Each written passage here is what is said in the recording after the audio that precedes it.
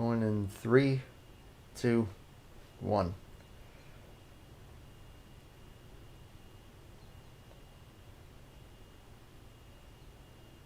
And on that note, we are live and up and running. Alright. Let's get these back up here. So, welcome back everyone to IMRC. Jane clock's ticking. Well, we just begun. We're here tonight for the 13th race of the season, third race of the playoffs. Only 2 races left after this one, and we've got an absolute dogfight going on tonight here at Atlanta for 120 laps. Question mark? 120? Yes. 120, alright. And, of course, a lot of stories from last week, both on-track-wise and standings-wise, that we're going to try and keep up with as much as we can. But of course, I'm here with you as well as a familiar face here in the booth, Mr. Blake Warren, back again. Hey, glad to be back as always. Looking really a lot of interesting headlines as we head into tonight's race, and potentially heavy tempers after last week's events at Chicagoland.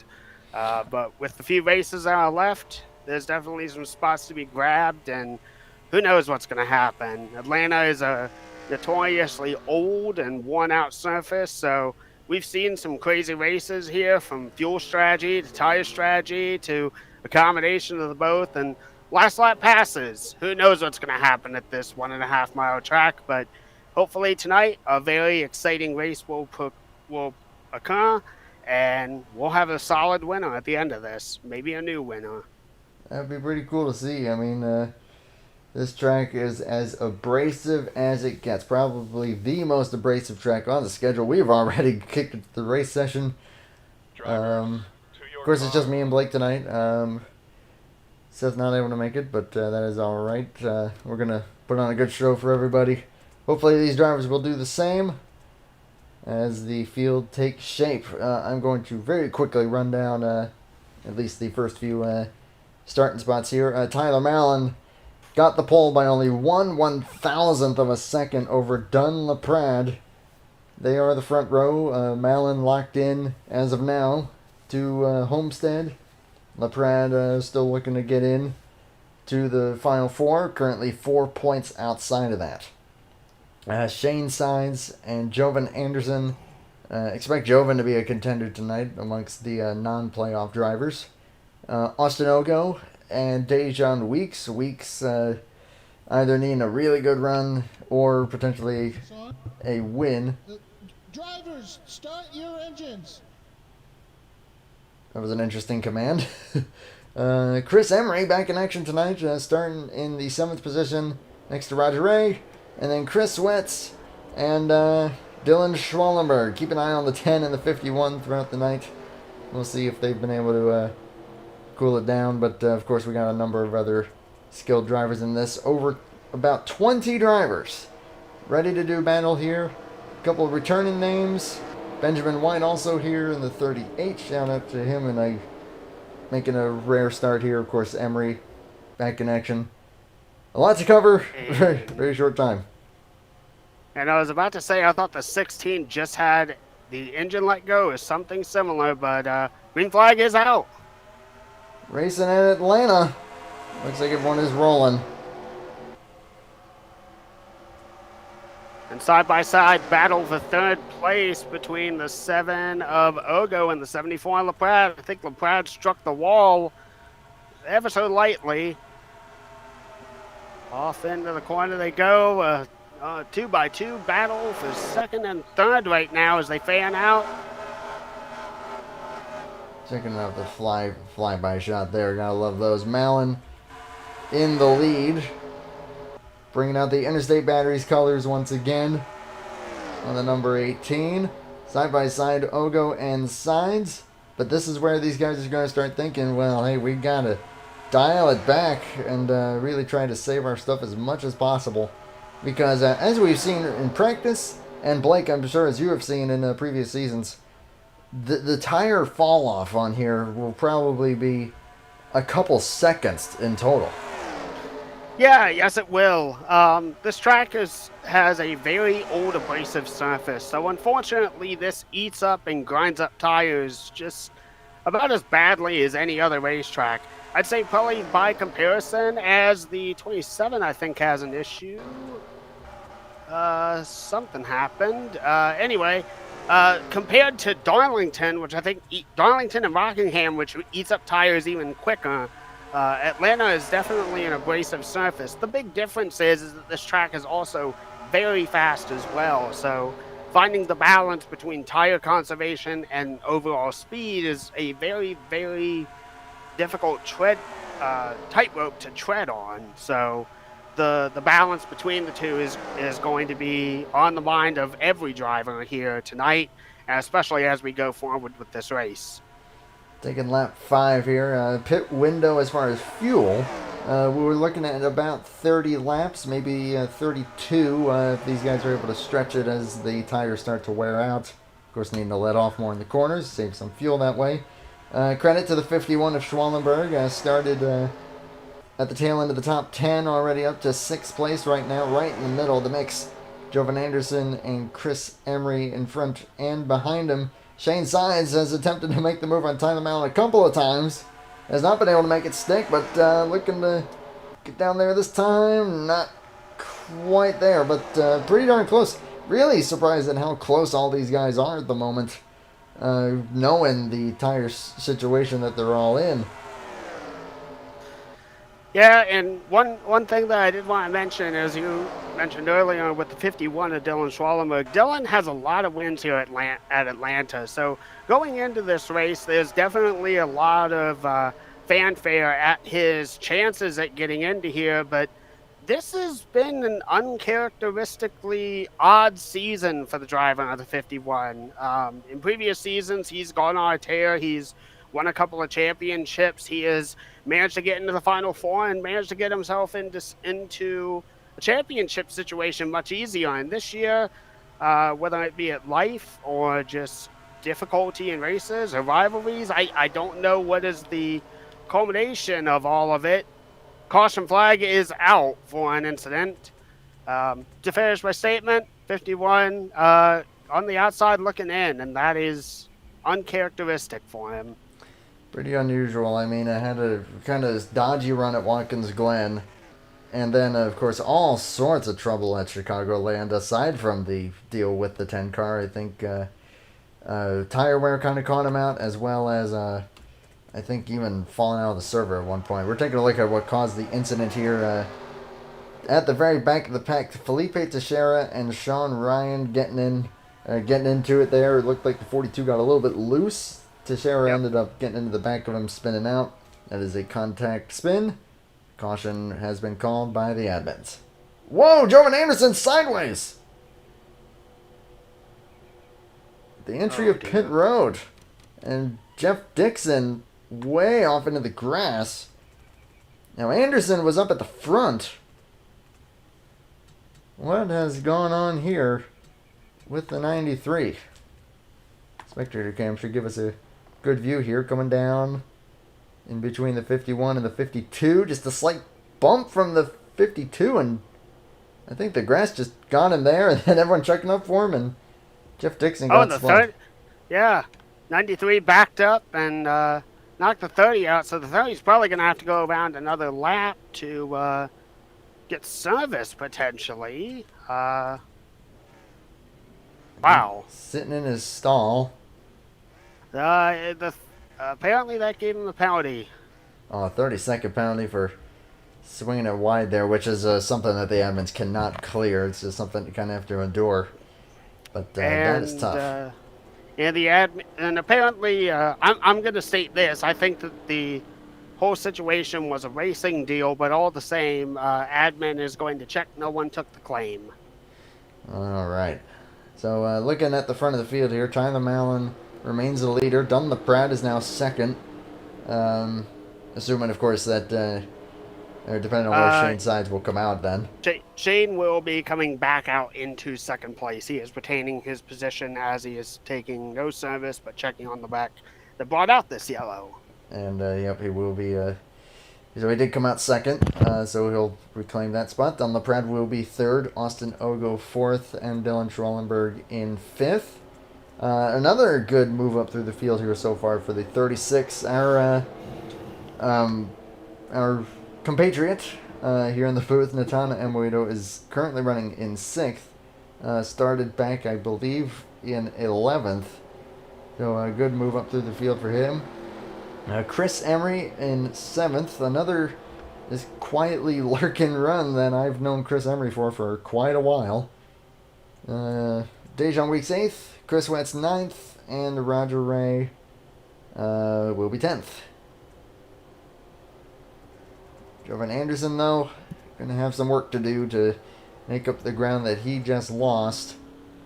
And Jeff Dixon, assuming that he has not fallen a lap down, also going to have some work to do as well. It has not been a good few starts for that number 30. Has just never had things really go his way. Situation has been called. The 42 will get an EOL penalty for the incident. 42 will drop to the back. Again, it would look like to me just got a little bit loose on the bottom of the corner there, and 16 just didn't quite have anywhere to go. I think the field will likely be taking one to green here, assuming that Shane is able to get back up to his spot in time. 110 laps to go here. So this is a long, long race.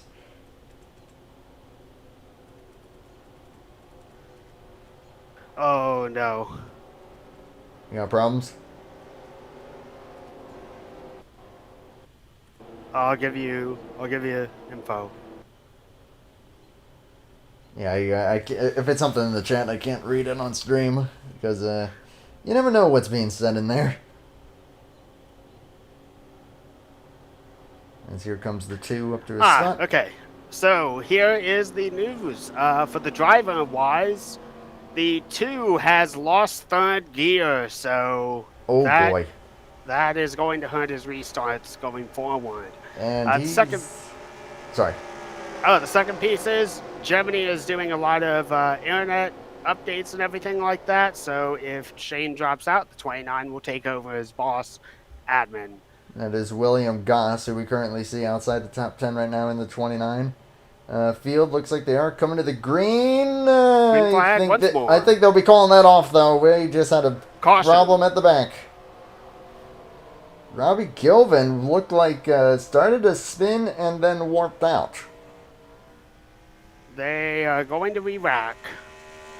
That was a very, very bizarre incident. I saw the 69 just kind of peel up to the top of the track.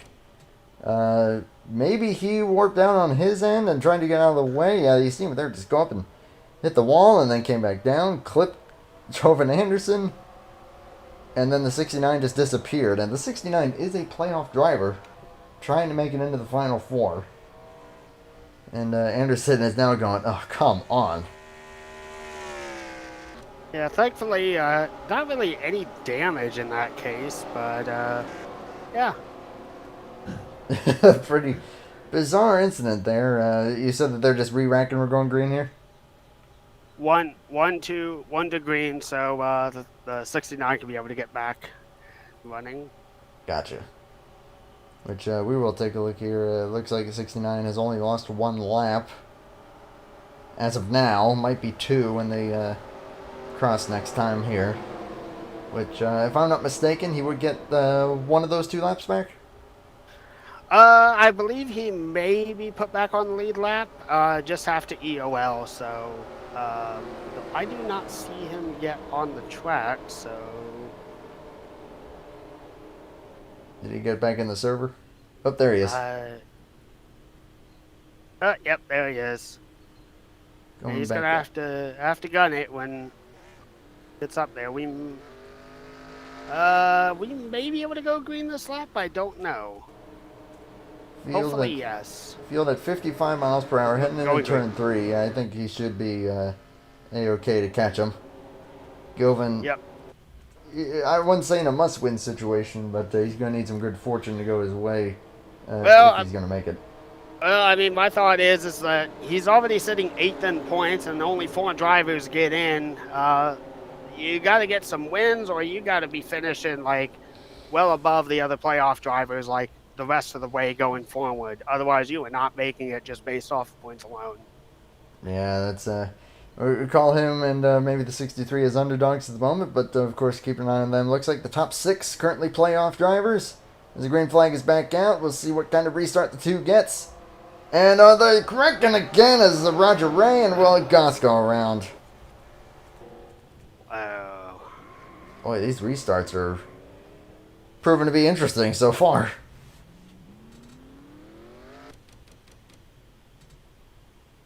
Goss in the 29 and the 84 Roger Ray, who of course won at Watkins Glen. But then ended up getting DQ'd last week as they got going there. Looks like a little bit of tire spin, and then he came down, and that just looked like a stack-up deal mixed with maybe a little bit of tire spin.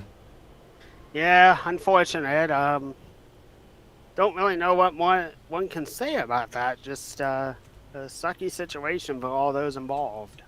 And again, Jovan Anderson ended up right in the thick of that. Yeah, that's a rough deal there. As a few drivers come down pit road here, looks like the majority of cars will stay out.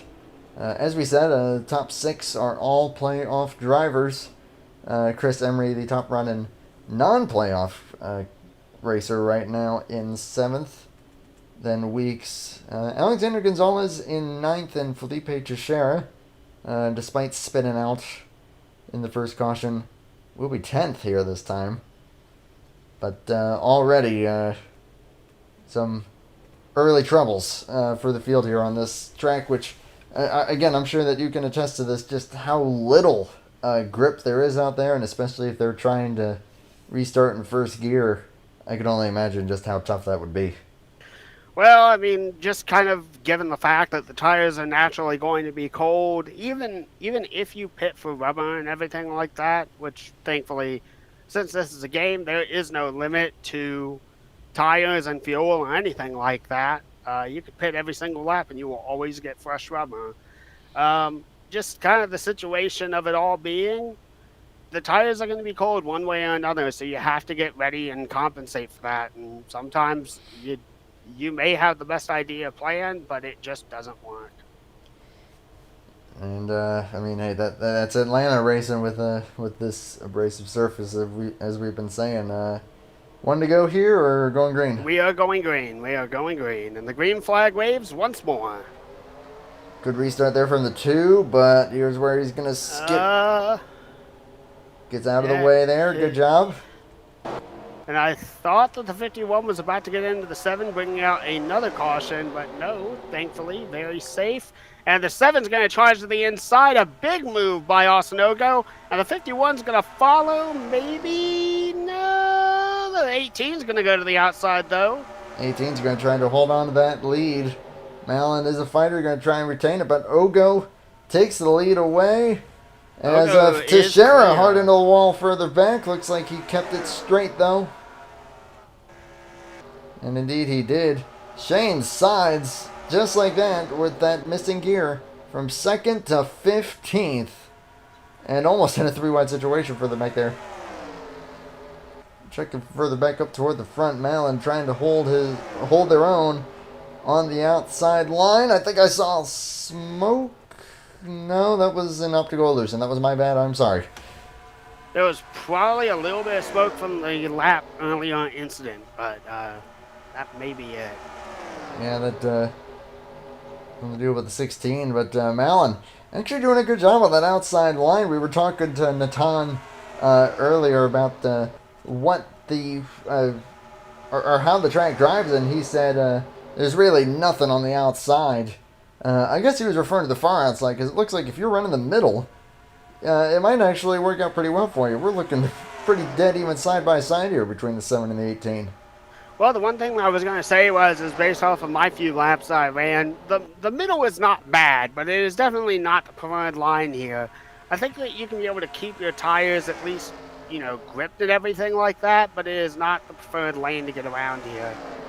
Unfortunately, by running the middle and what we can kind of see going on right now is by getting up there, you are opening up the bottom to anyone that wants to take it, and that can lead to the loss of as small as 1 position to as big as 5 positions or more.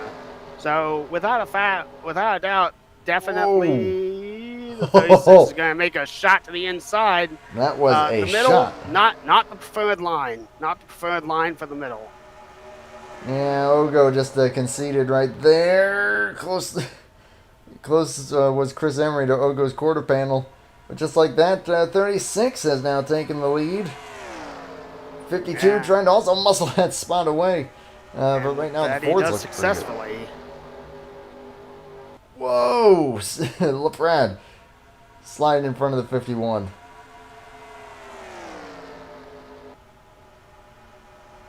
Gotta say, I really do love the camera angles of this track. Yeah, this track has some good ones. I've been flipping through a few of them here. The spectator cam is really zoomed in on each car, so if something happens to someone, we can... I think the spectator cam is the best camera to see exactly what happens to people, so I'll be using this fairly frequently as checking things out here. I'm just going to throw this out there. I mean, Amorito, fast driver, did a great job winning at Dover, and of course has had some solid runs here, currently tied for the playoff cut line right now with 7. Currently leading.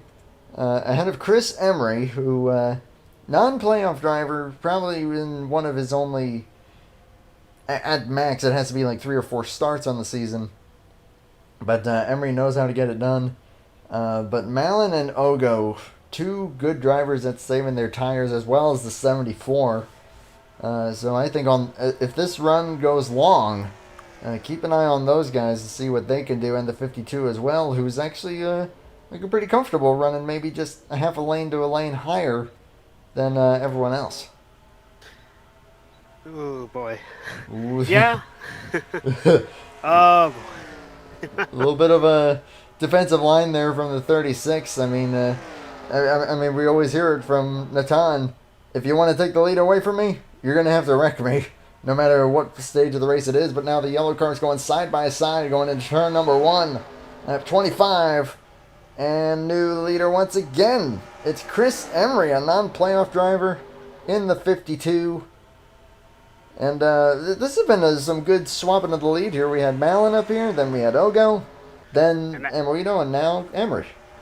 Yep, and now Malin's going to shoot to the inside and take away second. Oh, boy, that got really, really close. Teammate contact. Oh, you don't want that type of violence. No, especially if you both make it to the Final Four. There might be some hard feelings there if that goes on. Schwallenberg has gotten by Ogo for the 5th spot.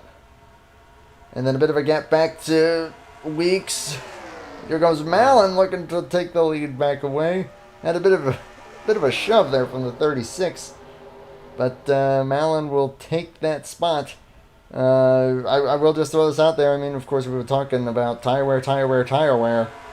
Well, it's showing. These guys are already about half a second slower than when they started this run, and it hasn't been that many laps. So it's just going to keep getting slower and slower. But who's going to slow down the least is the big question. Well, and that was something that I was thinking about as we were going into this race. Like, we know this to be a very true fact. Austin Ogo, for somehow, some way, the dude can manage to save tires like generally no more than any other driver can. It usually manages to get a couple of extra 2 to 4 extra laps out of his tires compared to a lot of other drivers. My question is just simply, is that going to be the strategy that gets Ogo into victory lane today? Or is it going to be like raw speed? Just someone willing to make the dodges and moves that maybe at the chance does run the risk of blowing out their tires and wearing them down faster, but all at the same time You know, you got to be aggressive. This is a one-lane racetrack, pretty much. Well, one and a half, I guess you could say. So you kind of have to push it in order to be able to make up any position. And that's what Schwellenberg's definitely trying to do, and Dunlaprat maybe looking to do it, trying to take the lead away from the 18. Brad, But at the same time, I'll just throw this out there really quick. I mean, Ogo led over 100 laps at Chicagoland and finished at the tail end of the whole field. oh my goodness, the 51 shot out of a cannon.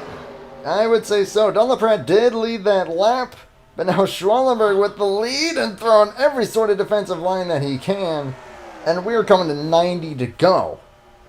And I want to say this too, because this is actually really, really interesting.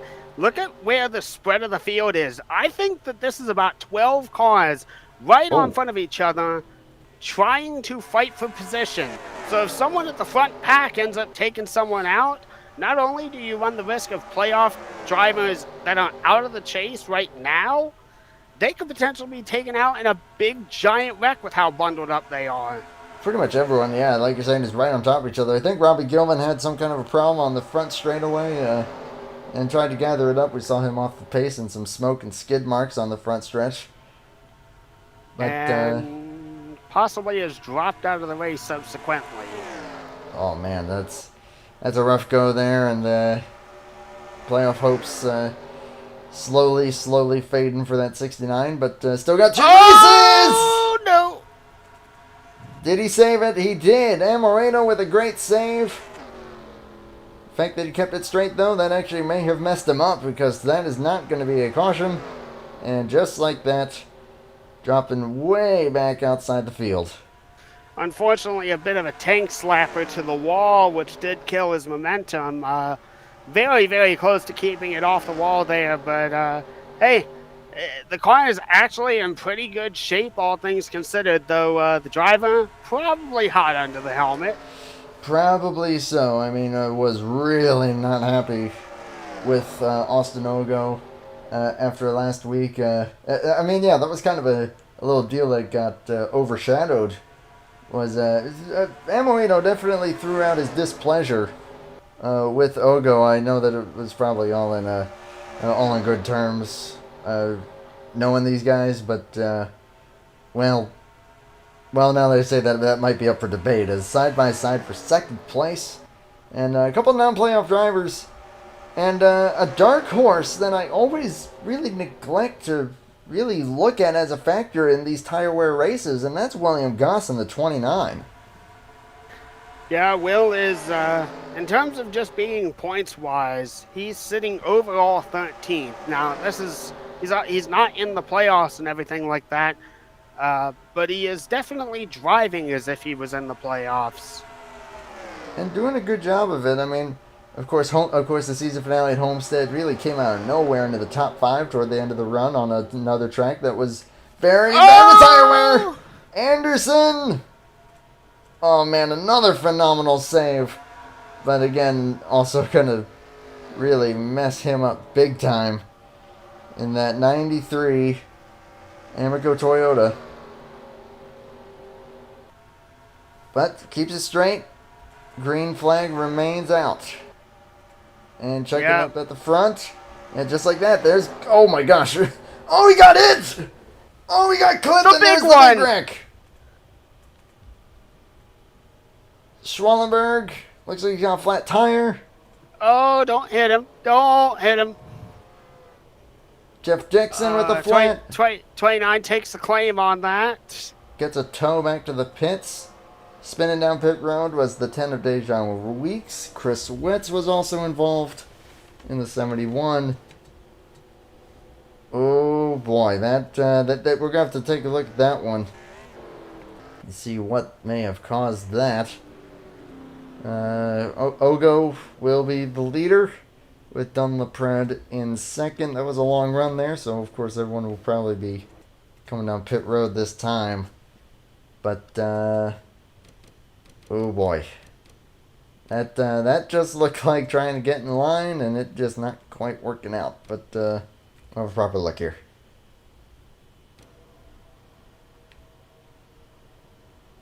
Yeah, great run there from the 29, and 51 just came down and, yep, got the bumper of the 29.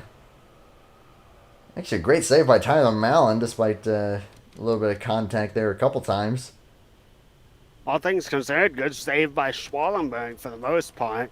That's true, yeah. I mean, kept it straight. Might end up getting the short end of the stick there from the admins, but I mean, yeah, just trying to come down, trying to arc that corner, which, as the tires wear, that is really, really important to get that proper arc, because I can attest to this as someone who is really bad at driving tight race cars. If you don't get that arc properly, your car is going to plow like a... I think even a dump truck is an understatement. Check back to see a couple other drivers involved in this. Yeah, there's Wetz just collecting the 10. Jeff Dixon hit the wall pretty hard trying to avoid it all. But all in all, I mean, considering how packed they were and the number of drivers behind it, credit to all of them for doing a great job of, honestly, keeping it relatively minor when you consider where it was on the track and how many cars it was in front. Or in front of, excuse me.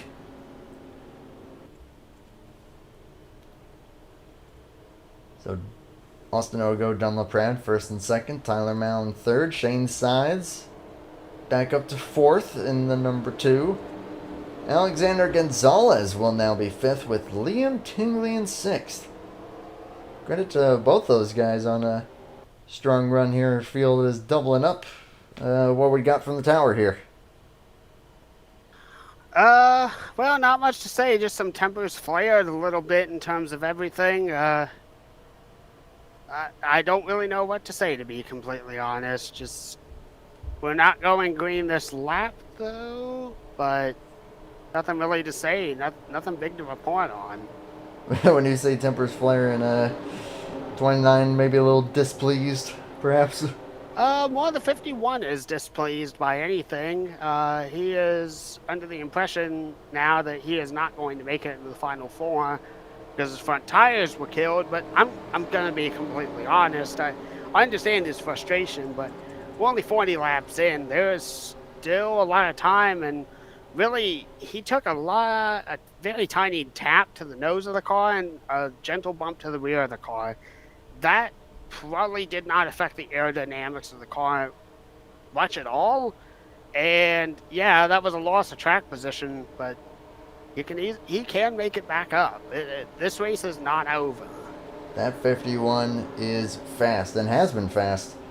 Has done a phenomenal job throughout the season, or at least for the for the heifer that he ran, and then was just gonna sit back and watch and see what everyone else did. But now here we are in the playoffs. I mean, yeah, understandable frustration. Had a good car at Chicagoland, and everything well documented that happened to him. And now things not going his way tonight either. So, but like you said, long way to go. And we are going green this time. The drivers come across the line. Green flag is back out for this race. With 81 laps to go, someone sounded like they just blew up outside of my house. Shane Sides, man, that not having third gear is just killer. Yeah, without a doubt. I mean, the interest as Ogo runs away with the lead right now. The one thing that I know about with Shane is that the way that he does his gears is he does direct selection. So the face buttons on like a PlayStation or Xbox controller, the bottom one, your A or your X, that's first gear. And then work your way around. Those are the gears on his steering wheel.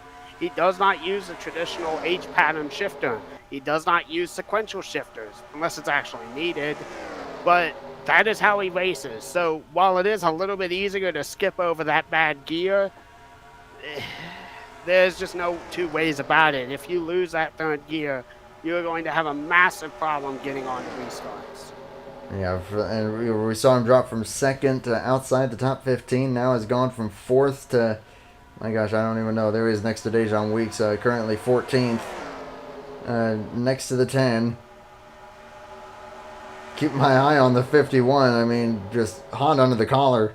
But making some good passes here. Looks like just got up to I believe, 8th, or no, 7th, rather. Behind Joman Anderson, who's also probably a little hot under the collar, trying to make something happen. Looking underneath of Alexander Gonzalez, who shout out to him on a good run at the moment. Gonna maybe drop back here a little bit. But Austin Ogo, Don LaPrade, and Natan Amorito. Fords and then the Toyotas all on a solid run here. Is everyone getting the ball squarely off too? Yep, and here comes a 51 diving to the inside. Tyler Mallon going to take position there. And there we go. He's going to be up to 5th. Just like that, up to 5th. So yeah, I mean, as long as he can keep his tires in check, that 51 has all the speed that it needs to be a factor throughout the course of the next 75 plus laps. Which, yeah, still a long way to go. Ogo, defensive line, trying to defend from the 74. Ooh, good run there. Look at this. Big move by the 74 on the outside. I think he's going to clear him. But for how long, that's the big question. Man, that was a muscle move, though. He got around him. That was a phenomenal corner by LaPrade on the outside. Looks like maybe gotten a little bit tight there, but yeah, LaPrade also has a good corner spin in the back. It's Liam Tingley, Shane Sides. That's a call on the 2. 2 is taking responsibility for that. Immediately, the 2 claiming responsibility. Chris Wetz once again spun out as well. Ooh, hard shot by the 71 to the 03, and big wreck there. 74 will hold the lead. But we'll take a look at it here on stream to see what brought out. I've lost track on cautions. I need to do a better job at that. Ooh, it looked like he clipped the apron, tried to catch it, and just spun around. A little bit of warp there from the 03, but only a 3-car incident.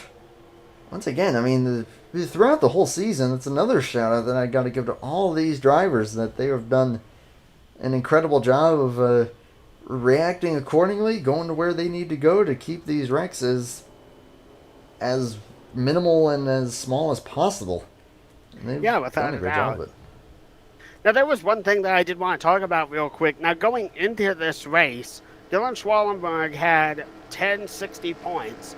That tie, by the way, for 3rd place between Tana Moedo and Austin Ogo, that was 1065.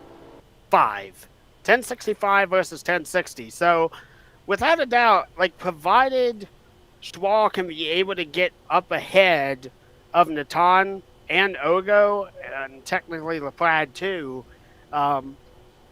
he can close that gap by a decent amount. And by the way, also going into this race, Don LaPrade, he was only 4 points out.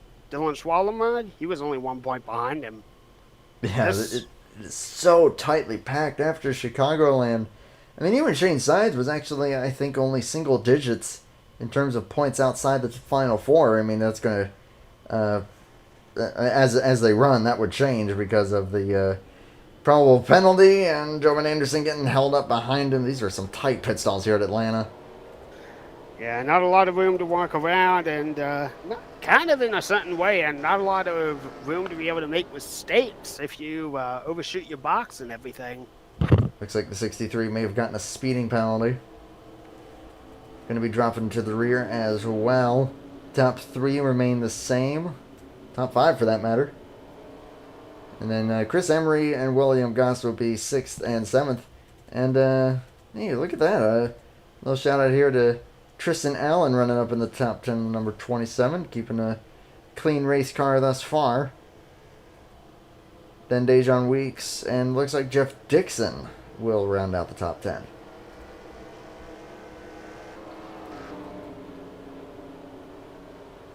Definitely keep an eye on that 93, though. He's going to be trying to charge back up there at some point or another. We are going green. Green flag this time by 74 and 7 will lead them back. Checking in here, 69, yep, did retire a little bit earlier. 71 of Chris Wetz has also retired, becoming the second DNF of the race. Felipe Teixeira and Benjamin White, the only 2 cars not on the lead lap. but are still out on the racetrack as going green here. Interesting move from the 29 of Will Goss, maybe also missing a gear. Not from what I can tell, but I think that he may have started to accidentally jump the gun when the green came out. Didn't want to get a penalty for that, and went ahead and just gave up some spots and gave up a little bit too much to what I can tell. Now still a good safe move. Look at this dive from Schwallenberg. Even more so, look at the blasting move to the outside with a 52. He just gained about maybe 4 positions coming back to the line and looking for more on that outside tread. Chris Emery with a great move there, but Schwallenberg just like that from 5th. Might be looking for the lead if he can get the run off of 2. But man, by what you were describing, he's pretty much got one mentality locked in his mind, and that is, you gotta win at this point. That's all there is to it. And no, he gets loose! Dear and he God. hits Weeks. Ogo involved as well. Oh, the back end trashed on the 51. Oh boy. Oh man. That I'm gonna be honest with you. I thought that he was just gonna go ahead and park it. Maybe he will. I saw him sitting there for an awful long time. Let's see, coming off the corner. On the back. Oh man, that was the slightest little wiggle from the rear end. He tried to catch it, and the front end just caught, almost Michael McDowell style, at Texas, and just turned him around, and nowhere for any of them to go. Just clipped the 10 of Dejan Weeks. I'm gonna see if he got anything too ugly there. I'm just going to be completely honest. I am practically speechless. I just cannot believe what I just saw. Yeah, that's a hit on the rear end of the 10 as well. It was also looking more and more like he'll be in a must-win situation. Well, and Ogo, too. He got pinched into that wall so hard by the collision with the 51. Now, I don't think his damage is too bad, but who knows at this point? Damage could be affected aerodynamically. It may not. I don't know, but that was a very, very sharp angle to smack into the outside wall there. And golly, I mean, what Schwallenberg just at this point has to be thinking, what do I have to do as 74 looks like may have gotten a penalty. Holy crap, did this already shake up? We're not quite to halfway yet.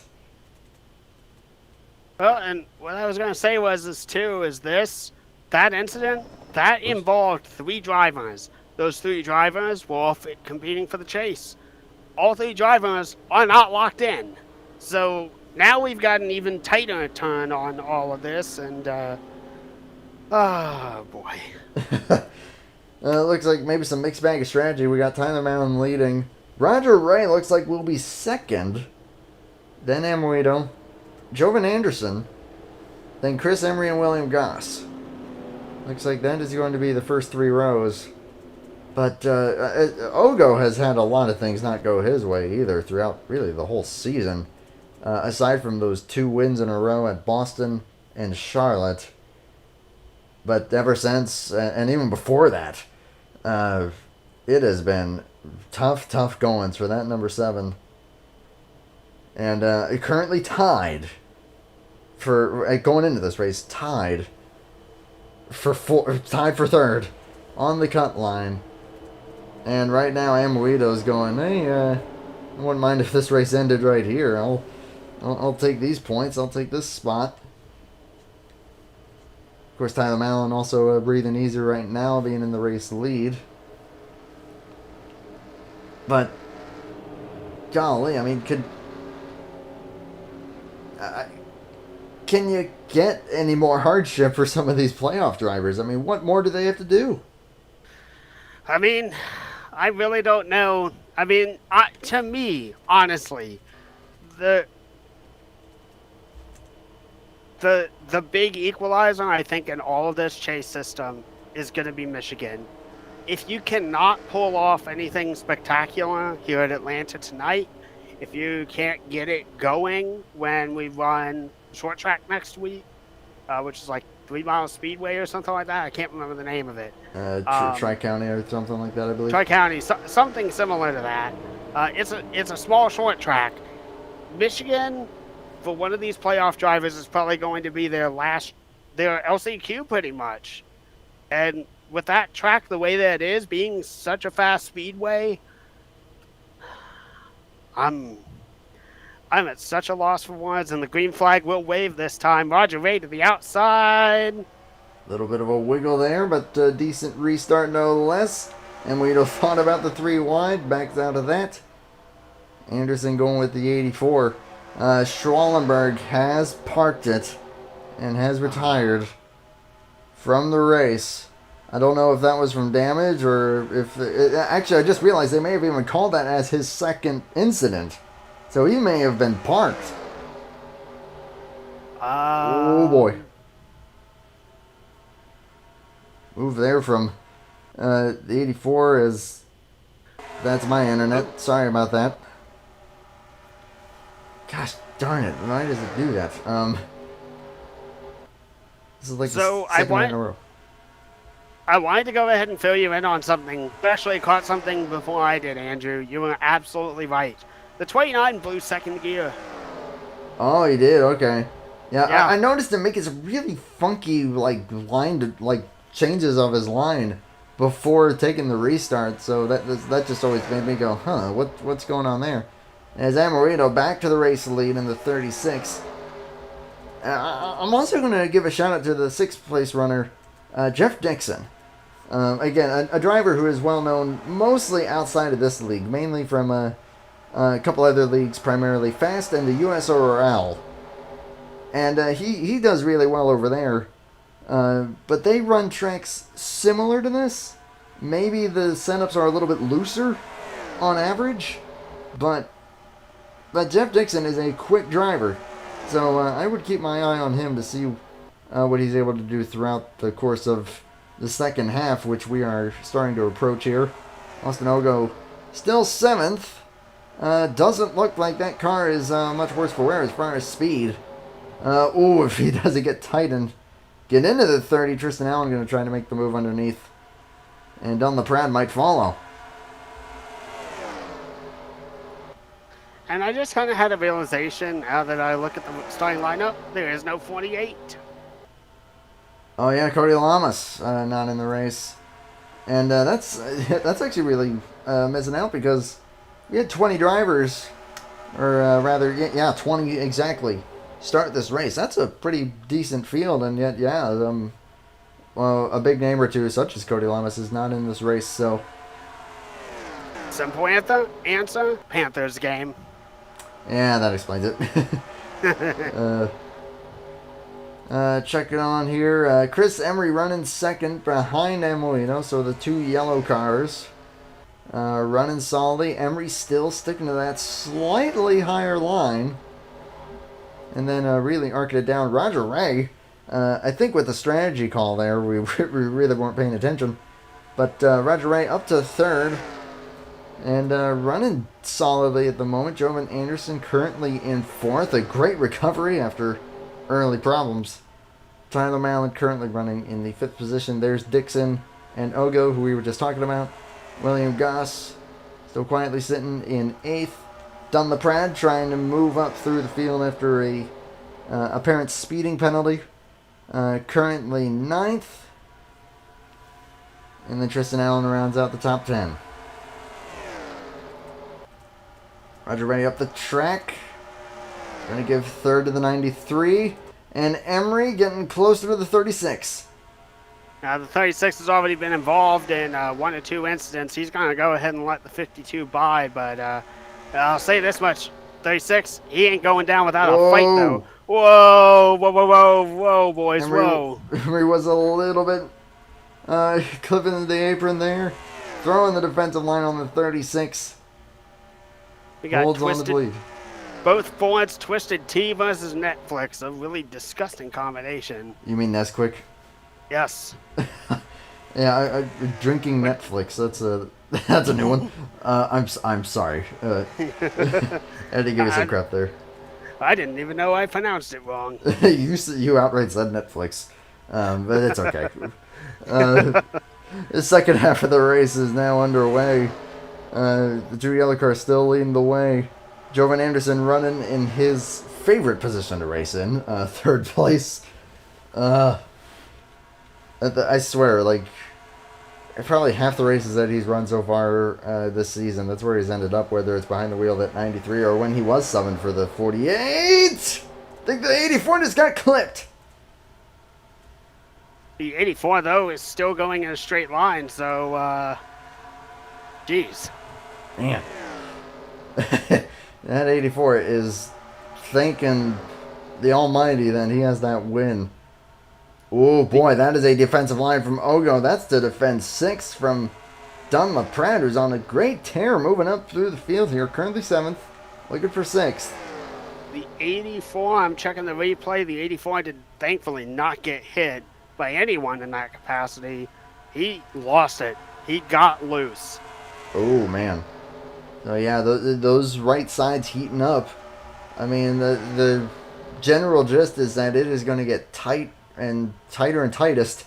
But the right rear, if you get it hot enough, it'll start to break loose on you, and that rear end will not be happy. So, but a great recovery though by Roger Ray, albeit losing that track position that he gained, and then also a little bit of side damage to boot. Looks like Amarino might be starting to struggle just a little bit on his tires, falling a little bit off of the 52, and Jovan Anderson starting to wheel him in now. And this is the first time that we've really seen non-playoff drivers really heading the way throughout the course of these first 3 races of the playoffs so far. Yeah, very... Sorry. Should we come back to you? Yes. Because I'll go ahead and throw out here that right now, the top 5, only 2 of them are playoff drivers. Amarino and Malin. Chris Emery in first, Jovan Anderson third, and Jeff Dixon fifth. Non-playoff drivers. Anderson getting a little bit high on the track there. And it's been Ford and Toyota who's been really dominating so far. Right now, Shane Sides the top running, Will Goss top running Chevrolet in 8th. Not that there's really much incentive for manufacturers, but just some fun little stats to throw out there. Malin thinking about it, and maybe going for the move for 3rd place. He goes for the move, and he is going to complete it for the moment. Yep. He did it. And he will, and right as they say Amarino looked like he was starting to struggle, I think that was maybe just him trying to cool his tires down. He's starting to wheel back into 52. Yeah, and the 18 trying to hunt down on his rear bumper and make a move to the outside or inside. The one thing that I've noticed with Tyler tonight is he seems to be running a lot better on the middle groove, but as I say that, I guess I'm going to move wrong. I think he's going to go for a 2-for-1 special here. Going for 2nd place is the 18. If he gets a good enough run here into turn 1, might think about it on Emery, but not quite close enough. But now this is where Amarino's got to be patient, trying to use that outside to his advantage to try to hold on to the positions that he's got. Dun the Proud looking underneath of Jeff Dixon for the 5th position as we're on lap 69. Nice.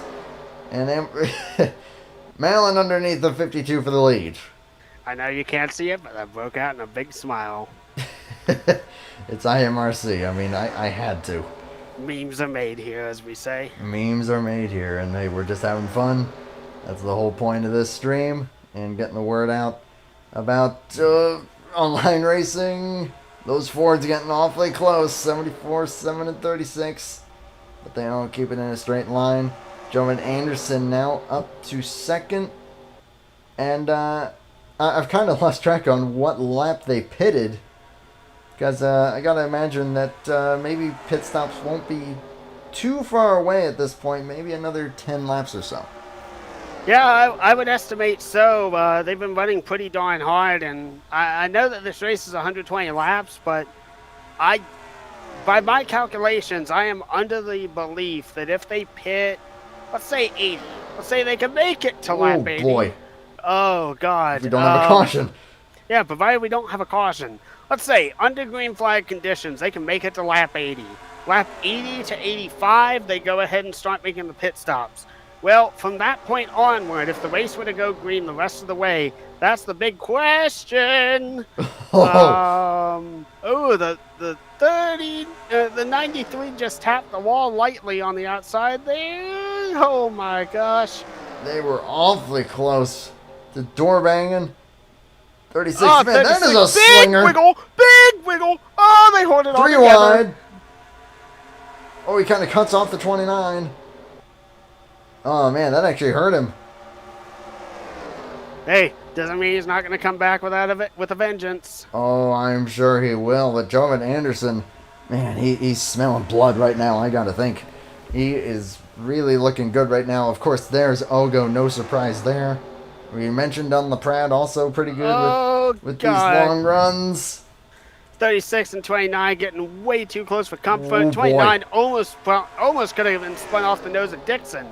I don't think that they got room to make many more moves like that. This is getting chaotic. This is getting really, really hairy.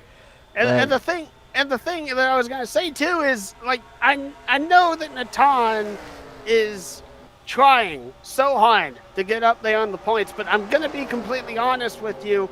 He needs to take a few moments to breathe, like save those tires a little bit, because here's the thing. Right now, he's in a better spot. He is running very, very closely to the other two championship contenders who are not in on wins. The biggest thing that he needs to focus on is finishing.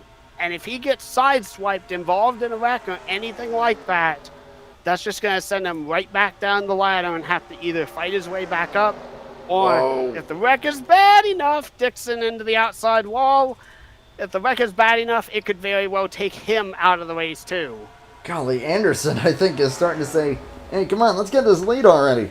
I'm getting desperate here. Now, I bet you that Amorito, just in terms of what you were talking about, it has his eyes primarily on that white number 7. Because you got to think that, I mean, those two are tied. And Strahlenberg is now out of the picture. And Don LaPrade is only 4 back of them. So I got to think that his eye is mainly on the 7, maybe a little bit on the 74. 29 has his eyes on the 74, nearly hit him. And in all the while, Jovan Anderson has officially taken the lead. Yep, and with about maybe a 3-car length difference between him and Malin. But as we've kind of seen with how the tires are wearing at this track, well, I don't think that lead is going to get much larger. I think it's going to shrink down again. Yeah, if Malin is able to conserve their tires, kind of like we saw the 36 do a little bit earlier, although then I think that, 3 wide here. 3 wide indeed, back for 6th place, it looking like.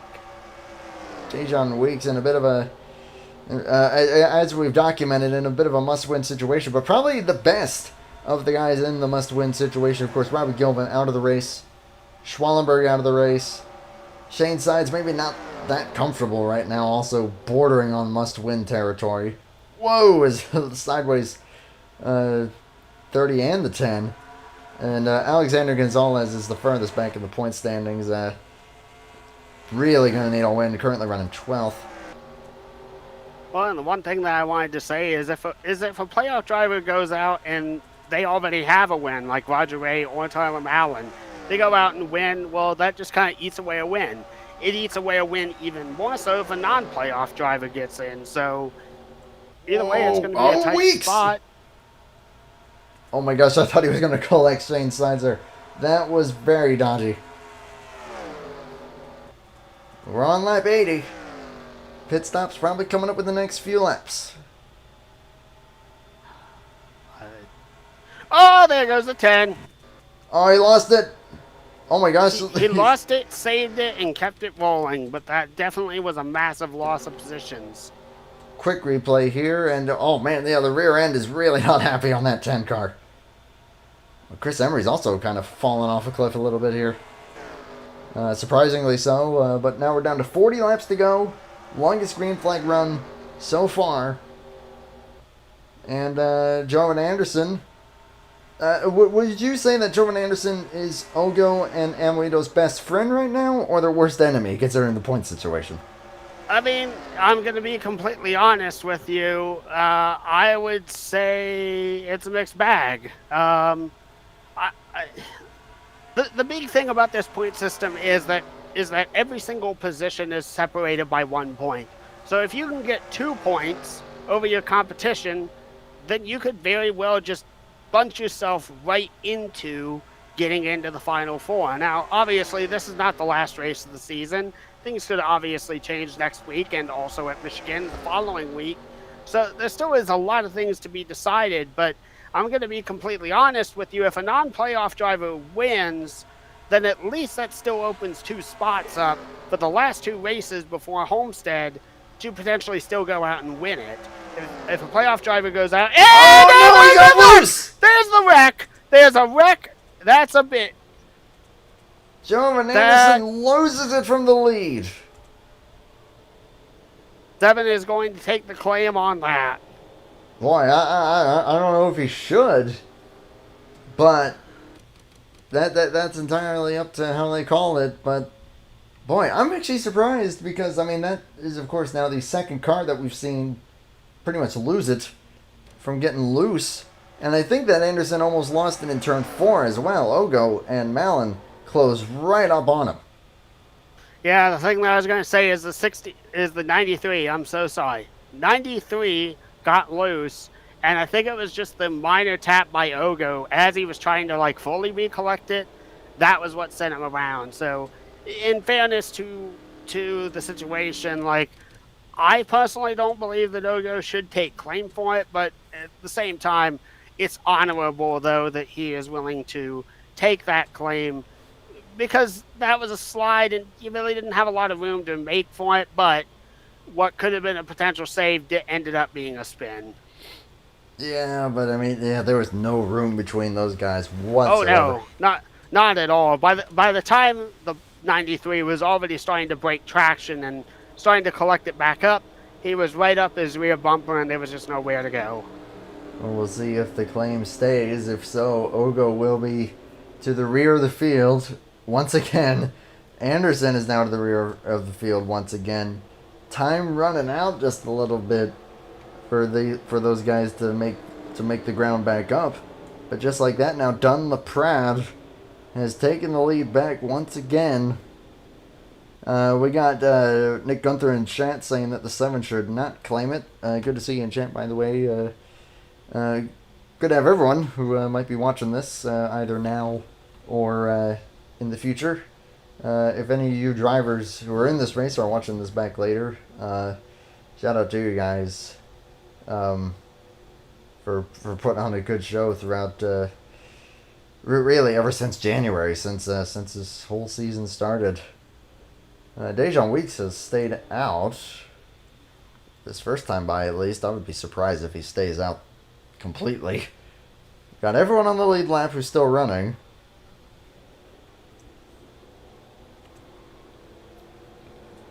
Taking the race off pit road here. Top 2. Wort did stay the same, but now Ogo is dropping back. Don't know if that's from claiming the incident or a speeding penalty. William Goss got up to 3rd. Looks like he's going to drop back as well. And the 3rd is spun on the pits. Number 30. Yep. Oh, Thought boy. he was coming out of the pits. Coming out of his pit box and just gassed it up a little bit too much. Looped it around and got back going. Only got one more class. Yeah, unfortunately not, but of course it would be cool to see you on track, or to have you up here. I mean, I'll have to see if Seth will be able to join back next week. But hey, we'll see what the deal is going to be. Checking up here, this is interesting. Dejan Weeks is staying out. Yep, At that least he for now. is. Well, yeah, at least for now. You know, the one thing that I wonder is just simply this, is that, you know, I don't know if the 10 was like really saving his tires because I think everyone was kind of on the same type of deal. I kind of hope for Dejan's sake that his tires are kind of there. Like somehow they will cool off enough that he can actually be a tour de force, so to speak, at Oh, being the leader. And with I how close, especially this racing has been, that's a lot of people that you gotta hold off. I don't see it personally. That is no disrespect to Dejan Weeks, fantastic driver, but that's just. I mean, we've seen over a second and a half of fall off in that run, and Dejan Weeks was struggling to even hold on to his car. We saw the '93, of course, go around as well. I don't know, and with still we're still at 35 laps to go. I question it, but if he remains out there, this is going to be interesting. Unless maybe he short pitted and we just didn't see it, and he's on fresh rubber and we just don't know it. And there was one thing that I wanted to say is this, Jobin put in chat, as much as it is a shame to self-spin from the lead on TV, at least we found the limits. Yeah, I mean, hey, that's going to be a learning curve for these next 35 laps as we're back to green flag racing. Everyone's scattering a little bit. A few guys missing gears. Tristan Allen is up to 5th and Liam Tingley in 6th. Can't discount those guys. It's a good restart from the 10. Now, if he's able to keep that speed through this corner, I'm going to have to assume that he pitted for fresh rubber and we just didn't see it. And yeah, he did a great job there. So I think that he may have pitted shortly before that caution came out, and it may have just paid off. Oh no, the 7! Kaboom! Oh no! Collecting a few guys behind him, including Dixon Goss. There's Teixeira and Shane Sides. And 7's actually still rolling, no smoke. But the rear end is killed. Oh, that was what the kaboom was for. The impact from the rear sending the car up into the air. Oh my gosh, yeah, all four wheels off the ground and a hard hit from the 30. And that was from the 84 Roger Ray getting loose off of turn 4. But yeah, I could definitely say, I was about to say, Weeks definitely had to have pitted before that caution came out, which actually, as we just saw what caused that caution. What I'm going to do really quick for myself is find Dejan here, and I'm going to see if he pitted before the yellow. See if I can go back far enough. There we go. So, I just cut through him now. Going into the pits. And yeah, as soon as the caution came out, he was on pit road. And it looks like he was already on pit road at the point of the caution. Maybe? Oh, yeah. Yeah, he was well on pit road when the caution came out, so... Yeah, Dejan Weeks just got the break of the season. Because I just went back and looked. Ah, iPhone.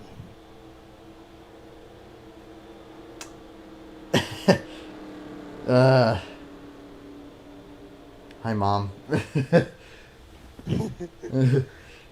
Love to our mothers everywhere. Yeah. I love her to death, though. And I really did not tell her that I was broadcasting, so I probably should have said something. C'est la vie. Yeah, and yes, to everyone out there in TV land, yeah, I still live with my folks. No shame in that. Tough economy. Well, hopefully that'll change soon enough. Well, the leaders are going... Well, the 10 is going to stay out, so we have now taken lap 90 out of 120, so definitely clicking down on the laps. Probably going to go green on lap 91, so Yeah. I just realized something very interesting here. We had a good gaggle of cars pit there. They're probably going to be good on fuel to the end. Oh my gosh.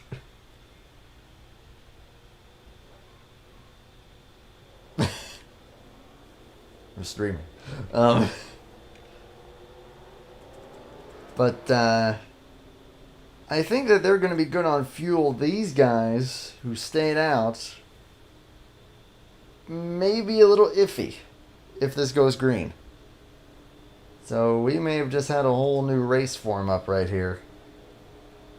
But, I mean, in all this, the 10 of Dejan weeks, of course, with the break of the century, when he pitted and then the caution came out, now leading, and we were almost writing him off as a must-win driver. Well, look where he is now.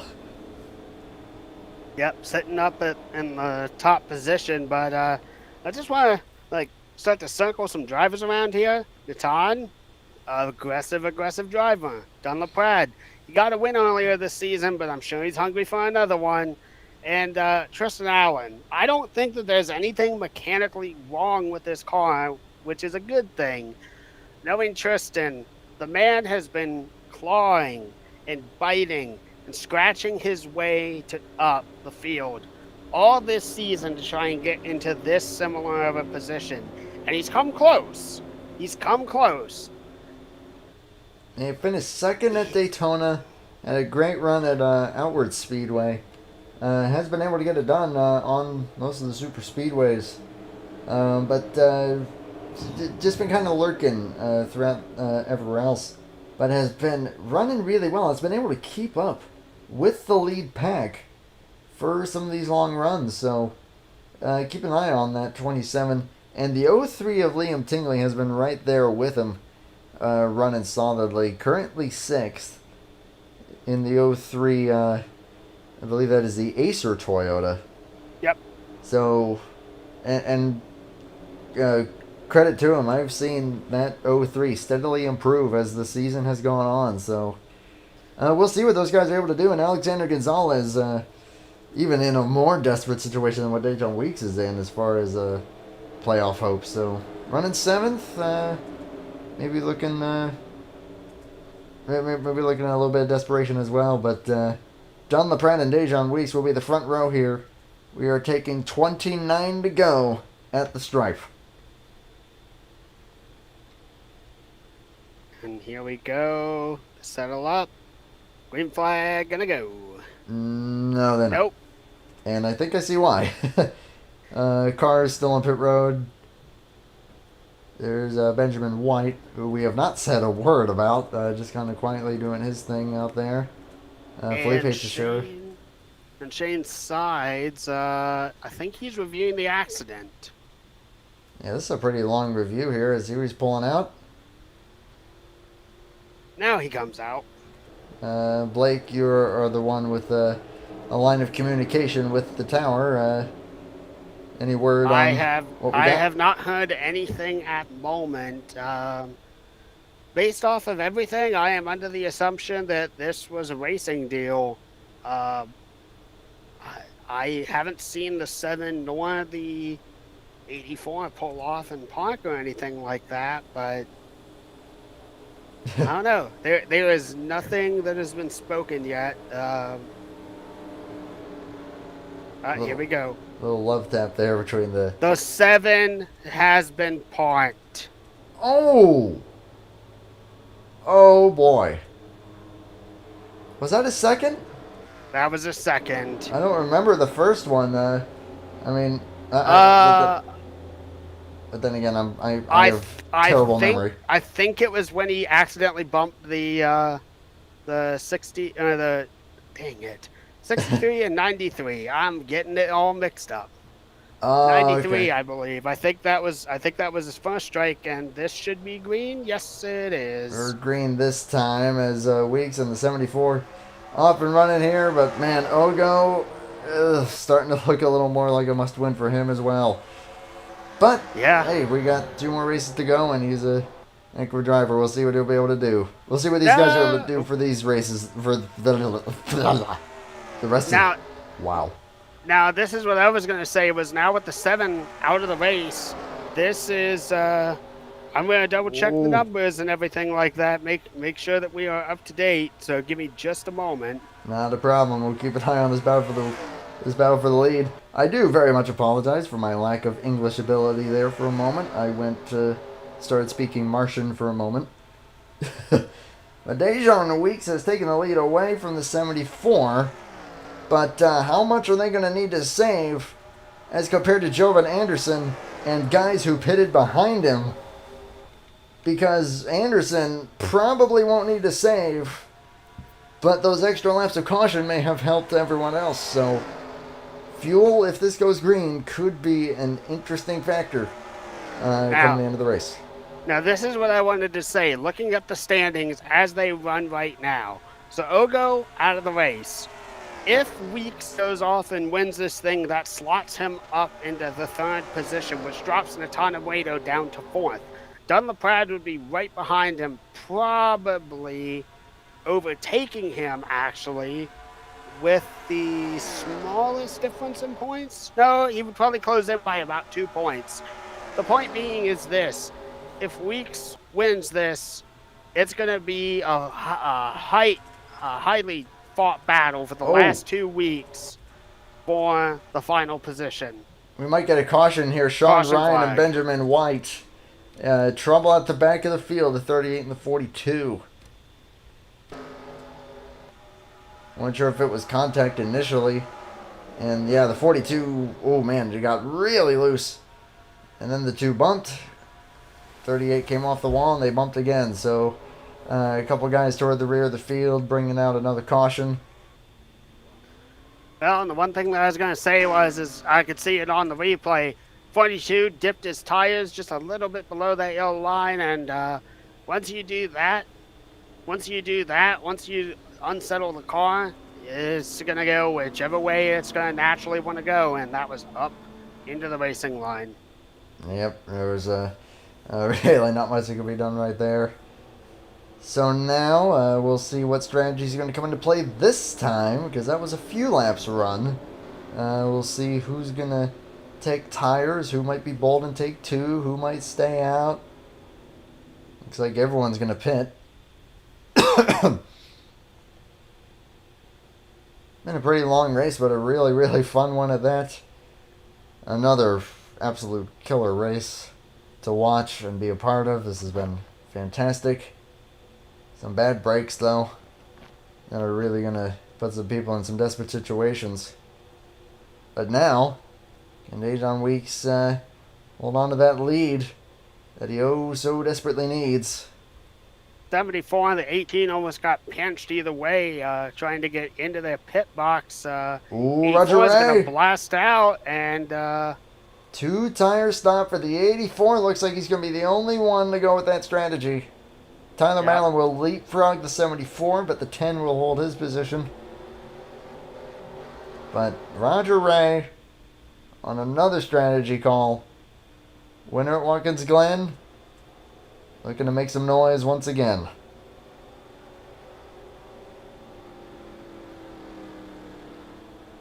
Dejan Weeks, Tyler Mallon will be 2nd and 3rd.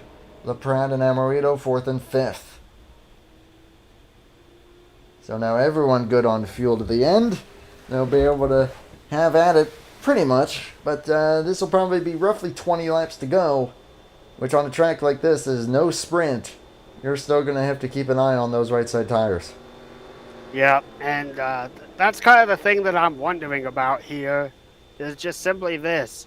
That may have been a good strategy to call for speed of getting out of the pits, but is that the best tire strategy? We know that he got loose early on, and we are going to go green on this attempt. So, yeah, I don't know. I don't know what this situation calls for and what the answer is. Well, the answer is going to unfold for us here very shortly. 22 to go officially. Drop down. Ooh, 10 got a little bit ahead of the restart, but I don't think that that'll be a penalty on him. And they're still pretty close. Looks like may have blipped it a little bit to try to give it back. Yep, 84 is alongside him and more or less cleared. So I think that any penalty that may have incurred from that restart has now been Whoa, he's null pushing and up, look out! void. That's Oh, a that's bad not going to decision. end well at all. Yes! Oh my God, they saved it.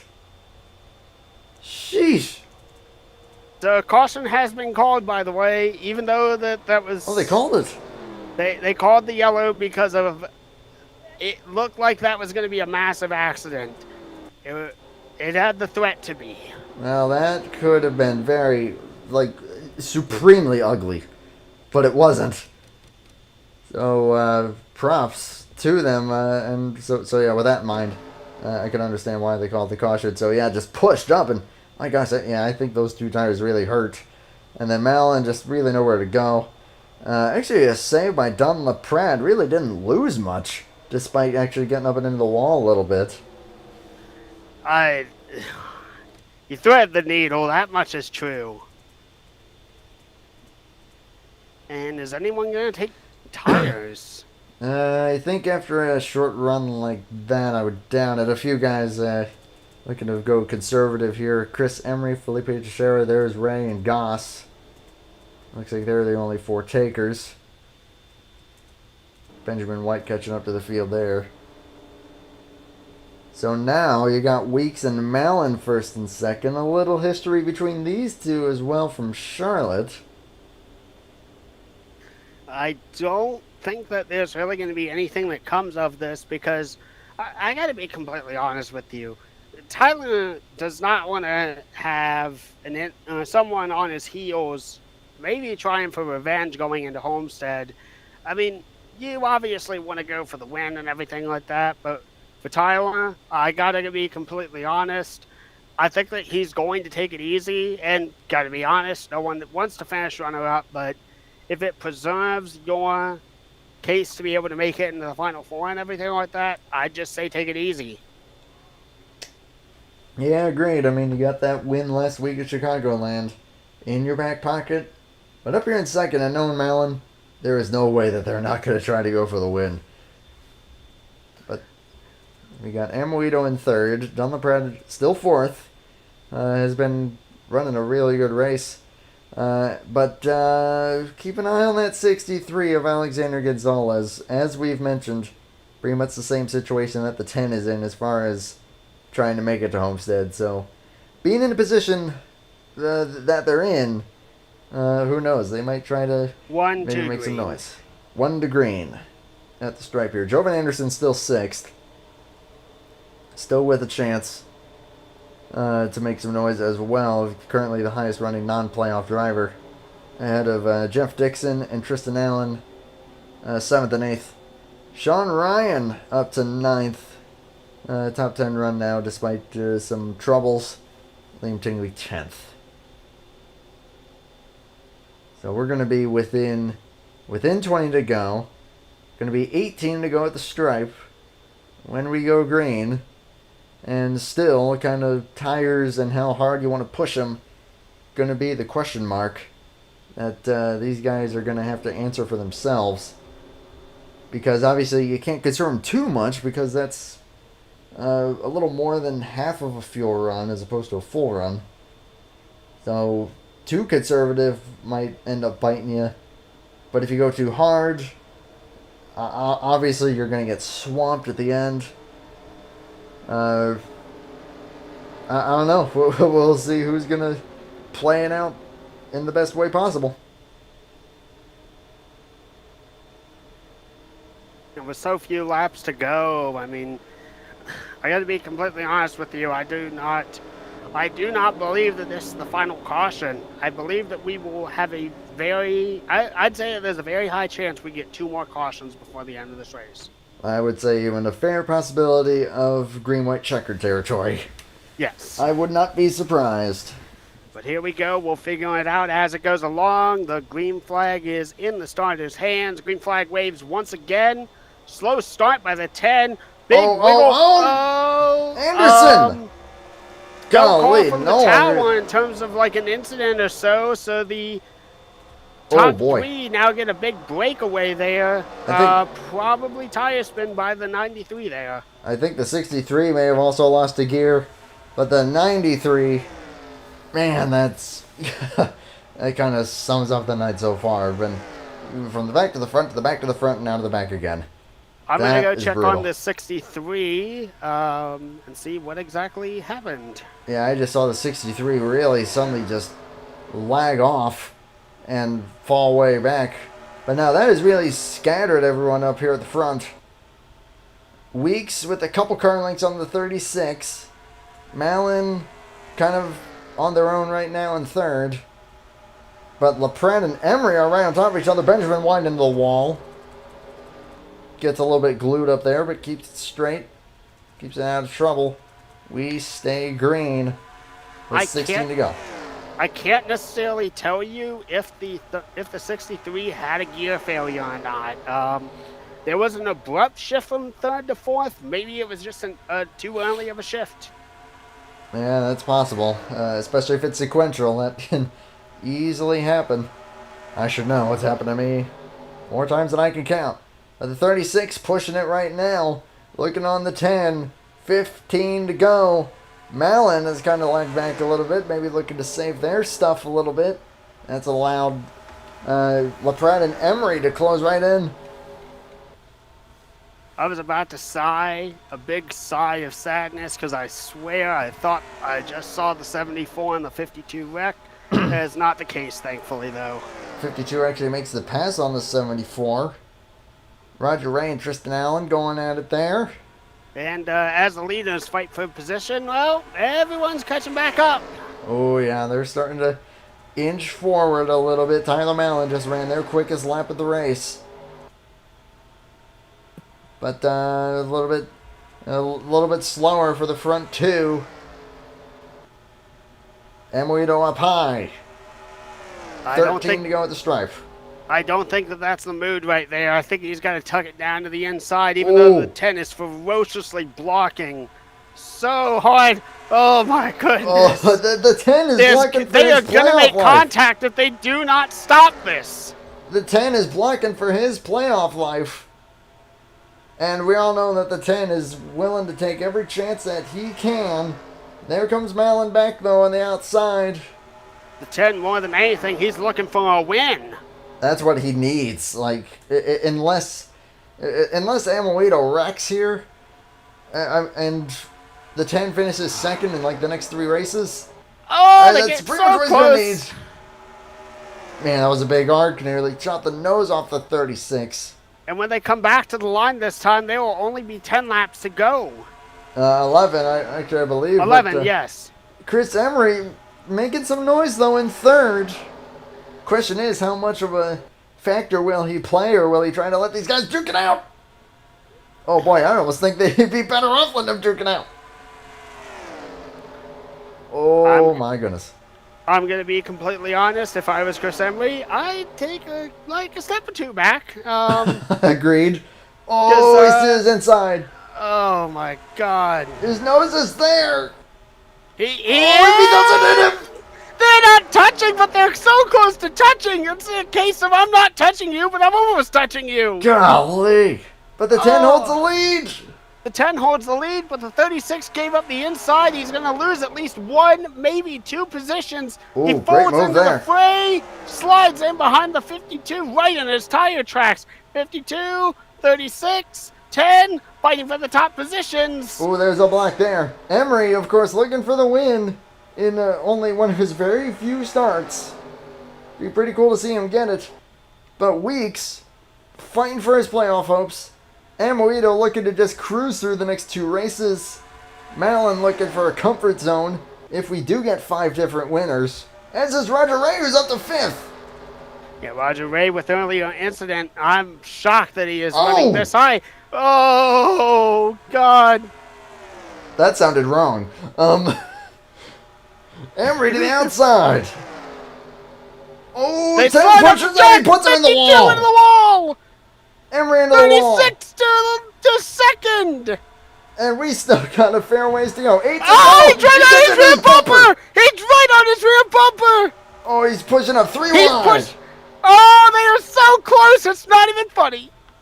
But that is the break that the 10 needs. That's a few car lengths. But Malin now back to second. 18 throws a slicing move on the 36. Oh, man, this is what IMRC's Oh, been all the 36 and 54 touch. Oh, not again give for it Roger together. 18 shoots to the outside line. He's got the wiggle. He's got the move. He's got the power. Oh, but he's way But he too drifts high. up the racetrack. Oh, he might 36 even side do by it to side. 36. Oh, they 36 get keeps loose. it together side by side between teammates. 3 wide. Oh, 3 wide as they barrel off into the turn. LaPrade back to third now. Now is LaPrade gonna really? Is LaPrade? Oh, Emery man. has retired. Hey! These are people. Is LaPrade willing to concede the position? But I guess that the answer is right now, like, he's got no choice. And by the way, shout out to Tristan Allen. Dude is running 5th place, hunting for 4th. I have never heard you make these noises before. These are some noises. William Goss back to 6 as well. Oh, 27 clipped the inside a little bit, drifted it up the racetrack. Now here, and Oh, look at LaPrade. Oh, there goes the 27. He slides. There goes that position. Now Oh, it's man. Oh my God! I just realized the pass and the lead and the battle for the lead. Oh, boy, he's going to Oh, slide this up. might be the return. This might be the return for Malin. Oh, boy. All 3 are on top of each other. They're wiggling like a freight train. Oh, a freight train would be bad if it was wiggling. It's the Polar Express train. Okay, there you go. The Polar Lap Express on ice. 7 out of 120. White flag is 120. Checkered is 121. 4 to go. I gotta be completely honest. I hope that Natan has managed to save just enough tire to make the final charge. Because, gotta be honest, I feel that he's got the speed. I just don't know if he's burned up his tires. And by the way, shout out to Will Goss now in 5th place. What a recovery there. We gotta send a shout out to Allen despite that incident. A credit to him for running well. Here comes LaPrade on the outside once again. 3 to go. Will they make it back? LaPrade trying to make all the moves and make all the momentum they can on the outside, but he's giving the inside too much to the 18. Here they go down the back straightaway. Wiggle, wiggle, wiggle. Down into the corner. The 10 still holds. Goss up to 4th. And I here was he comes gonna to say- the inside. Oh, he gets loose. He got loose, but I think he's going to be able to get alongside and maybe Oh, clear Malin! this Look at 3-1 this! battle. Oh, We they touched flipped ever so straight into gently. the The 74 holds it. He slides up the track. Weeks is going to run away. That was an incredible save by the 74, but it just cost him a lot of ground. It cost him a lot of ground and unfortunately a lot of points in the process. Weeks wins this race, that then only leaves 1 spot remaining to win your way in. And after that, here we go, the white flag is out. White flag, Battle Goss for for second place. Well, Goss, shout out to him, an incredible job. Currently running second, Amarino trying to get as many points as he can. But Dejan Weeks looking like he's gonna steal this one with an incredibly lucky call to pit right as the caution came out. Gave him the track position that he needed. Out of turns 3 and 4, Weeks holds the lead. I don't think he's gonna have an issue. Dejan Weeks is gonna win Atlanta. Just what he needed. My gosh, he's got to be jumping with joy right now. Incredible job by the 10. Well, Goss second. And in all that insanity, the 74 finishes 10th. Oh boy, that's going to be rough there. A little bump there for the 29, then the 2. But we were saying, it was looking like a must-win. And that is his first win of the season, and it could not have come at a better time for the 10, the Eric Amarola scheme. Dejan Weeks, I cannot begin to imagine the joy that he, and the elation, the relief that he is feeling right now. Jovan Anderson coming up here.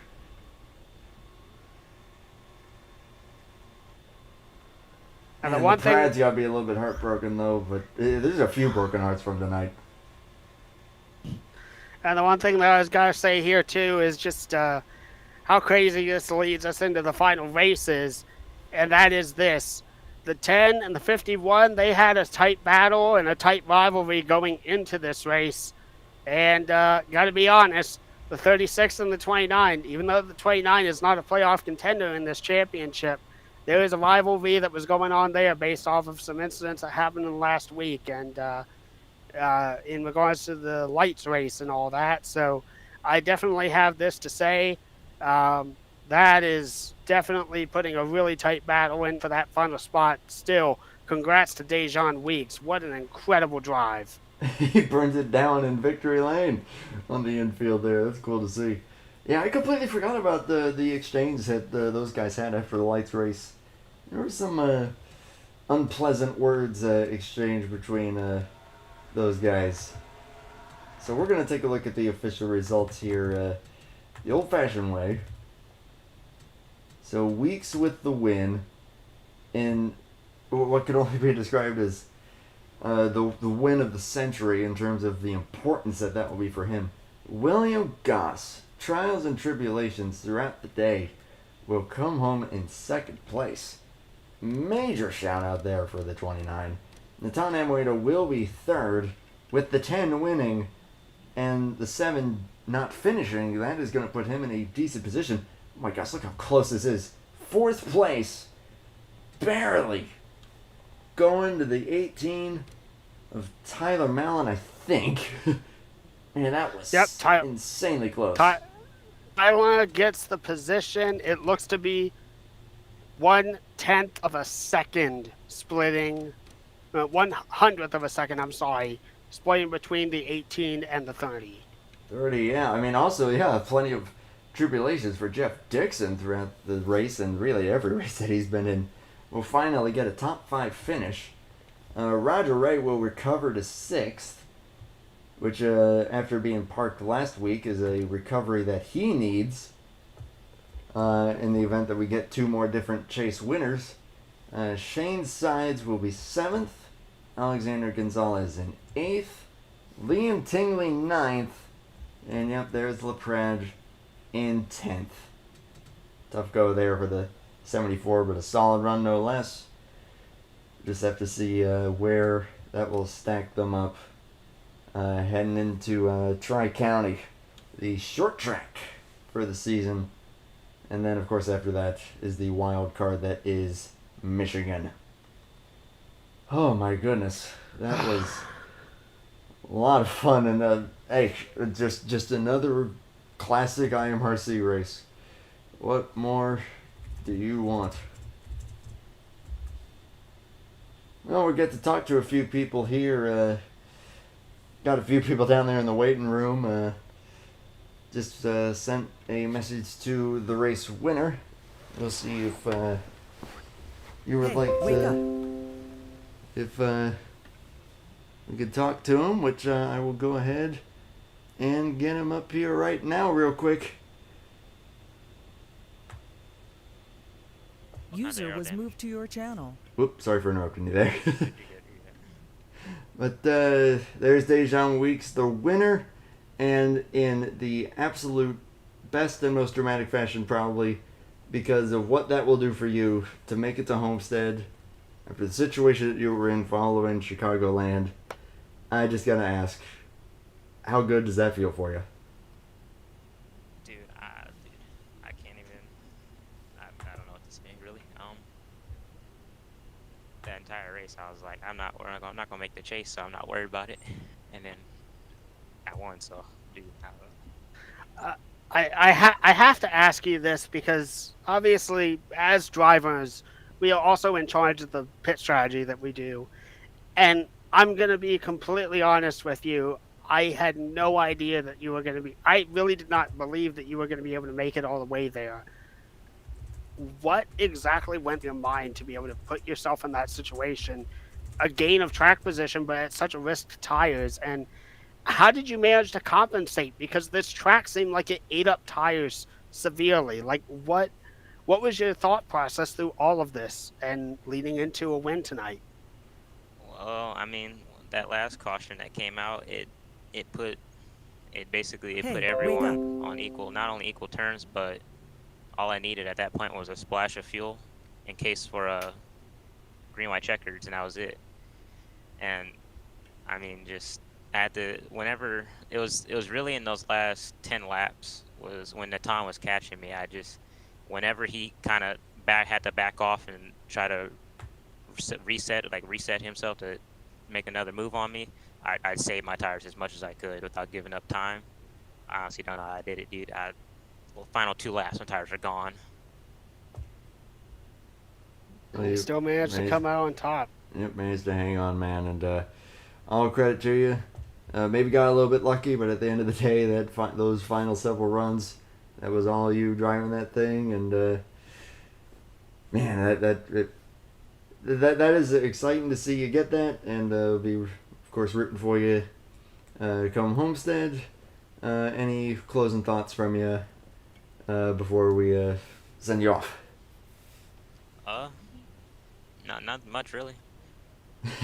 Honestly, I ain't got nothing to say. Holy crap. I can't blame you, man. You go enjoy it. You deserve it. Race winner Dejan Weeks, and again, I can only say the most dramatic fashion imaginable. We'll get Will Gossip here next. Said pretty much conveyed that Dunn really not happy with ending up where he did. But still all credit to the 74. Still got 2 more races to be able to make something happen, and still might be in a good position. But we'll get Gossip here next. User was moved to your channel. And there is a runner-up, William Goss, who you've been probably aside from the 93, you were probably from the back to the front, to the back to the front, to the back to the front more than anyone else. You end up in second place. It's a pretty hard race in there at the end. But how was it for you throughout the night? Because you were literally everywhere. Well, it certainly was eventful, and it was very fun just going from the back to the front. I don't know if it was caught on the broadcast, but I ended up blowing second gear after that self-spin coming out of the pits, so I was on a disadvantage every single restart that we had, so I'd have to drop back and lose like 3 or 4 spots every time, so there was kind of no choice for me just to go from the back to the front every single time, but like as you can see from the finishing result, it seems to have worked out for us today, so I'm pretty happy with the result.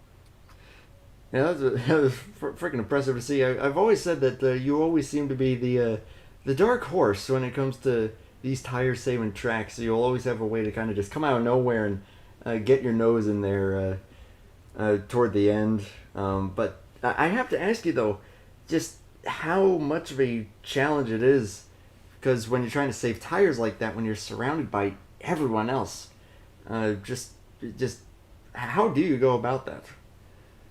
It's a lot of give and take. Luckily, I had a lot of people in my team room in the team speaker around me, so we could kind of communicate. Getting through some of the traffic was a bit hard, but once I had Dejan in front of me, I had Richard behind me. We were kind of giving and taking a bit in that first stint until eventually I had to get around Dejan. He was saving a bit more than I was. But, I mean, it's pretty difficult to manage if you're not around the right people, but we've been racing together in this league for years and years, and you just kind of learn how other people drive, and that's pretty much been what it is. And Atlanta being such a heavy tire saving track, this one it's a lot of learning you have to do in order to pick up the pace here and save the tires and everything. This is a good track to learn how to save tires on, and I think that's why I did good today, because I enjoy racing Atlanta, and I did a huge practice stint in the practice session we had before the race, and I think that helped me out a lot today. I definitely need to take notes on that. I guess last question for you. Could we, even as a non-playoff driver, and I know some of the talks that you and I have had, we still expect to see you on track for these final 3 races, or maybe elsewhere?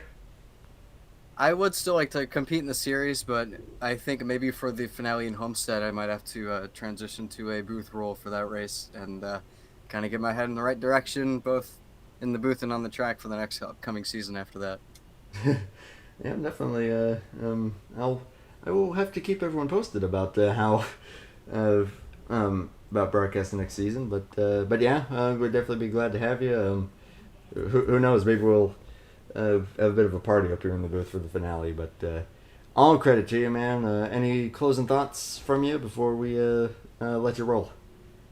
I will like to say it would be nice to have a win on the resume before I get in the booth at Homestead. Just boost up the credentials a bit. Maybe more people will tune in to see a successful driver up here in the booth as well with you guys.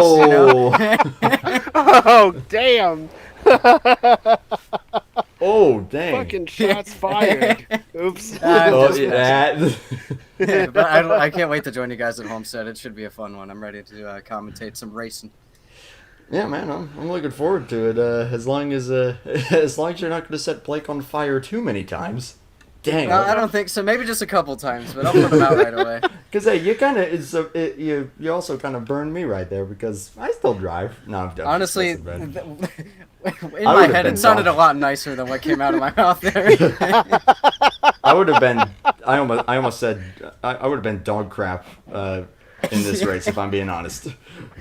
I tried to phrase that, politely, but I just could not. I don't think it was possible. Homestead is going to be a lot of fun in more ways than one. Yeah, that's I think for sure. it will be a party in here. I think it will be. Oh boy. I know Cincinnati and Cleveland played each other yesterday at Great American. I guess we got an Ohio battle in the booth now.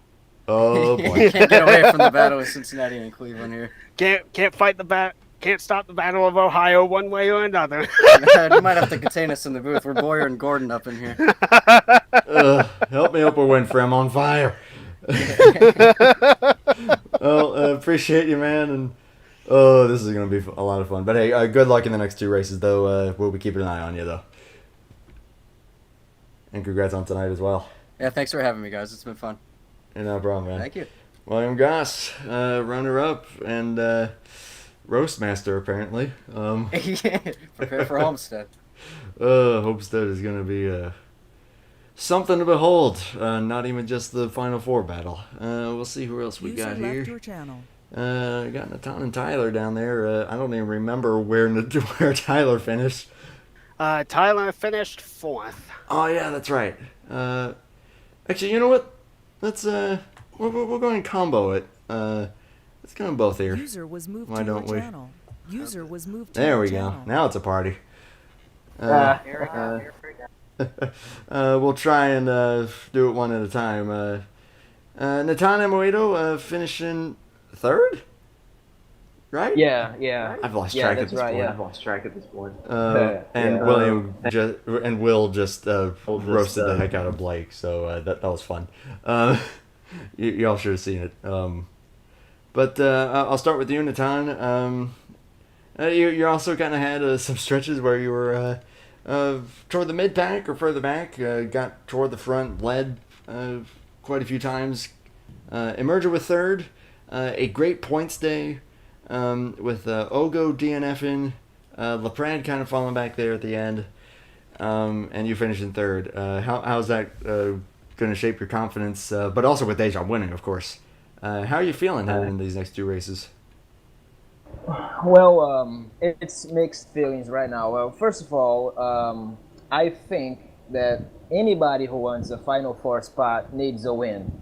And I was definitely looking for a win tonight. I think it was my best shot in the playoffs. I said the last week that I was winning this race. Well, guess what? I didn't. So I'm so sorry. I'm a liar, I guess. So it's unfortunate that I didn't win the race, but at the same time, I think that I did everything I could do. Dejan was just playing such a great defense right there, and it was impossible to pass him unless I wrecked him out of the race. So I'm kind of it's a shame that I didn't win the race, and that puts me in a complicated situation. But at the same time, I'm very proud that so far I had a great playoff season. It started with a P4 in the Glen, and then P3 in Chicago. Now a P3. It's very, very steady. My point situation is definitely amazing. It's beautiful, but it's not gonna get me into the playoffs. So now I'm in quite a bad situation, I would say. I don't have too much experience in short tracks, at least in the past few years. I didn't have too much experience on that, so I don't know how to feel about Tree County, which is next week. And Michigan is a lottery for me, honestly. So that's pretty much how I feel about it. But mostly, I'm very proud and I'm very happy that I had such a strong run in the playoffs, and yeah, just hoping for a win, or if I'm lucky enough in the next two races, we don't get a new winner from the playoff drivers, then maybe I can get it in points. But I think that's kind of a difficult situation. But I don't know. It's just mixed feelings. It was a great race, though. I think it was very fun to watch. I hope. Oh, fun indeed. Yeah, Fun indeed. yeah. And yeah, man, I'll just throw out this little fun fact for you. The last two times that you said that you were going to win, you finished third. So, Yeah, I'm gonna finish third next week. Right on.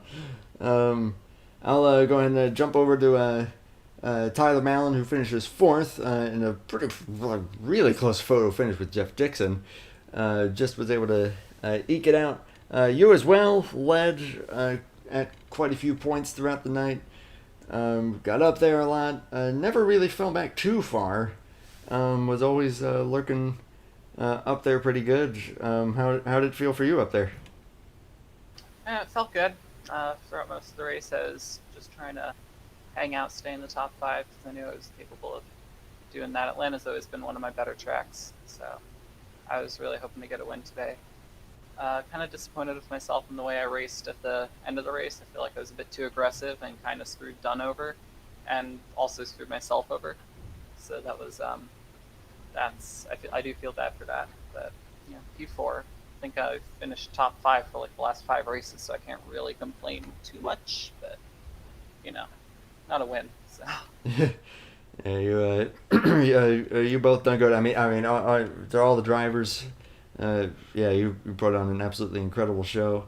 One last question for pretty much for the both of you.